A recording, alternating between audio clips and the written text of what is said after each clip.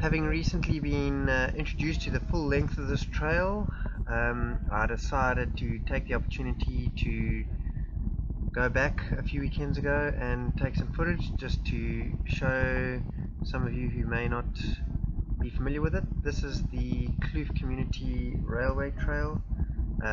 Started by Kloof Station. This pops out near Barber Road and it basically runs the length of the railway line all the way from Kloof Station, past Gillett Station, past Hillcrest Station, all the way to the bottom of Bothers Hill. It does continue up Bothers Hill, but the used section ends at Padley's Crossing. Just showing some of the more interesting parts. This is a little descent along the side of Barber Road, and also to just show some of the access points. This is a fairly new part of the trail, the Kloof Community Trail, that's recently been completed, or fairly recently. The Hillcrest section of the trail has existed for a long time. I've ridden up and down there many times and run up and down there many times over quite a few years, but they've linked together quite a few sections now and made it a complete trail. Publicly accessible, open to dog walkers, trail runners and mountain bikers. So just passing some of the signs there that point the way.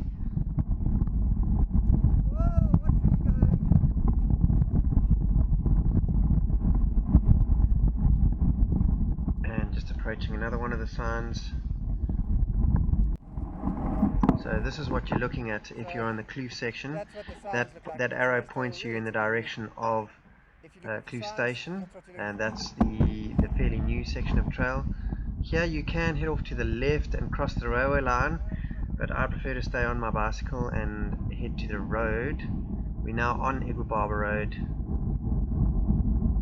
and you continue up here for a little while, not far, then turn left.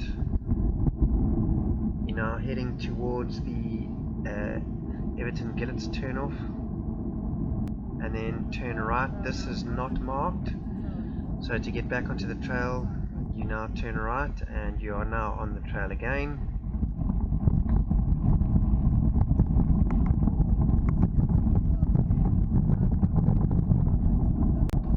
Nice little jump coming up here, that's why I'm going a bit faster. Don't think the speed's reading correctly on the camera there. You're now approaching Camp Road, another access point and road crossing.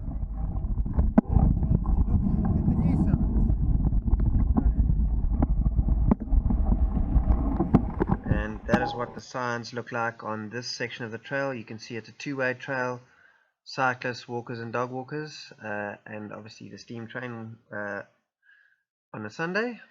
So that's the sign that you're looking out for. Now behind Gillett Station.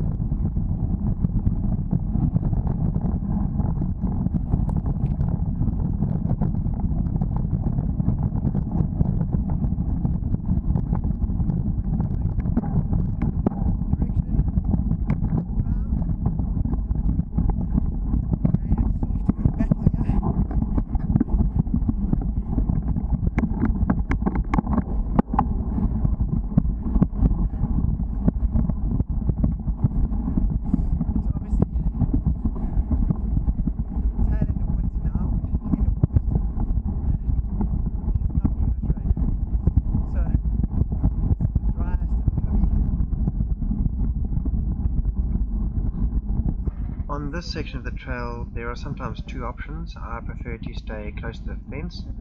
The reason for that is the trail that runs immediately adjacent to the railway line crosses drains at points, and you'll see here there is one that comes up on my left hand side, and the trail that is adjacent to the railway line has to cross that drain and you have to get off your bicycle. So I prefer to stay on my bike and ride this trail. Then here you can go left and the trail crosses the railway line, spits you out into an access road, and you can ride up that on the left hand side of the railway line. I prefer to stay on my bicycle, not cross the railway line, come up adjacent to the Augusta fence here, and then we get popped out onto Stonewall Road.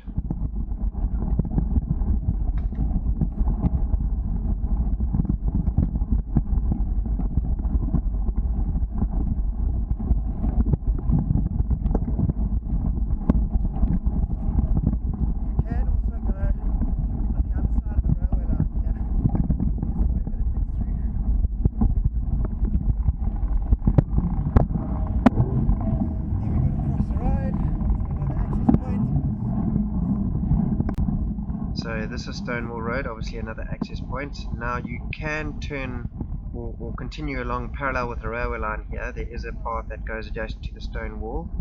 I prefer to ride a little bit through the forest here, and then up ahead I'll take a left turn. There are also multiple trails through this forest. My kids love to come here and ride. There's a couple of jumps and some features that have been built in between the trees, and we sometimes sit and have a picnic while the kids have fun on their bikes. If you are heading on the rail trail, you need to make a left turn coming up ahead, and so that you are heading parallel to the railway line. And then further along you take a turn to the left again, and it brings you back closer to the railway.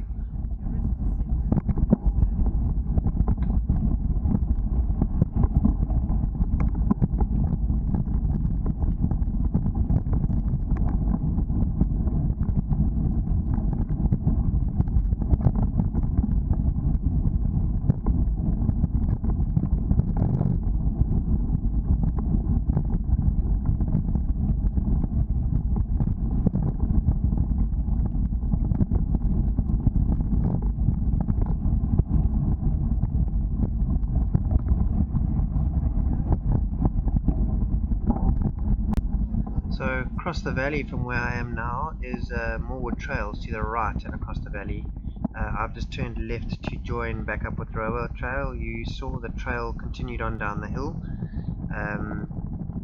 I really hope that they managed to link some of the trails in the Moorwood Mountain Bike Park up with this trail and make a good outride, and mean that you can, if you live in the area, that you can ride on your bike from home, ride to Moorwood Trails, and which is the address for Moorwood Trails is 64A Springside Road, and then you can ride home again.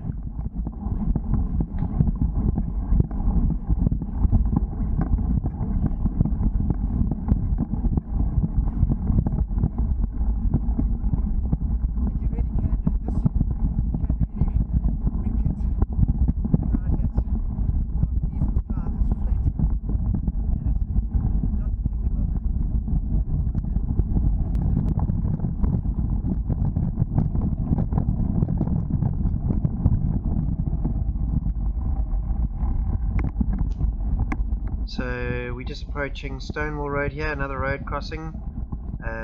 If you want to stay on your bike and not have to get off, the best thing to do is just turn right and head parallel with Stonewall Road here, ride up on the grass a little bit, and then cross the road up higher like what I'm doing now. You can do this without getting off, and then back onto the trail.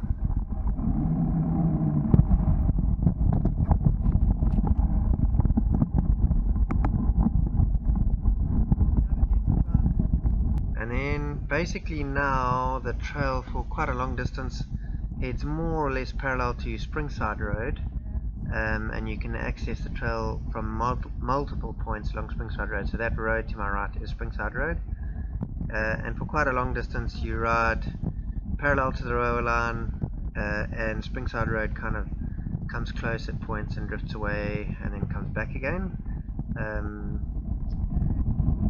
This section of the trail, well actually the whole trail, is very, very safe. You know, it's very well used by mountain bikers, trail runners, and my wife feels 100% safe riding it. We've ridden in the other direction with our kids. We have a 7-year-old and a 4-year-old son, and riding in the other direction, it's gently downhill, so they don't pedal too hard. So yeah, it's very well used. It's very safe. If you are worried about that aspect of things.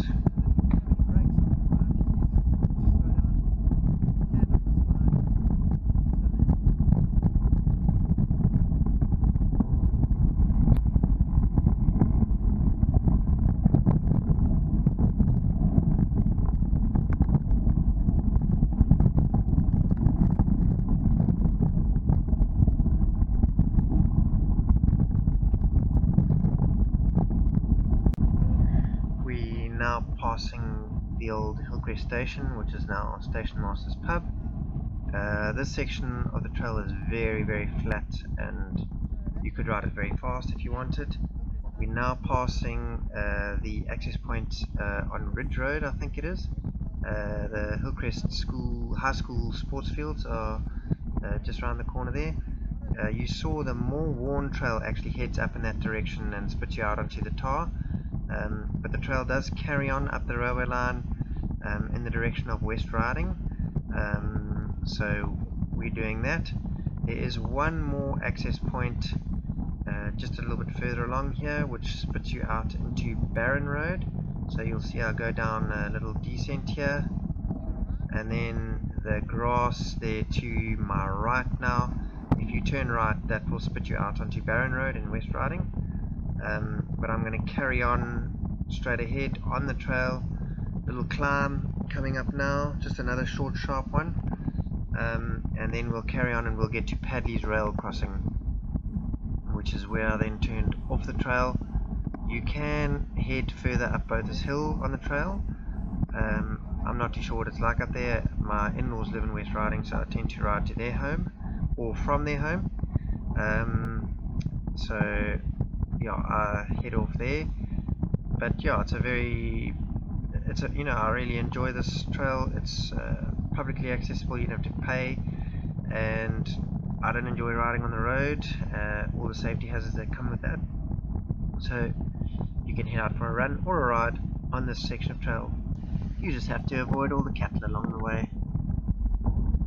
So yeah, it's just a really fun section, and now that they've added the Kloof community trail to it, it really makes it a nice long ride. This is Paddy's Crossing.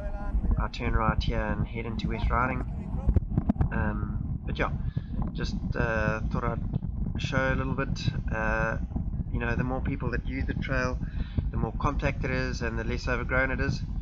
And it's there for everybody to use. Go and have fun, go and enjoy it.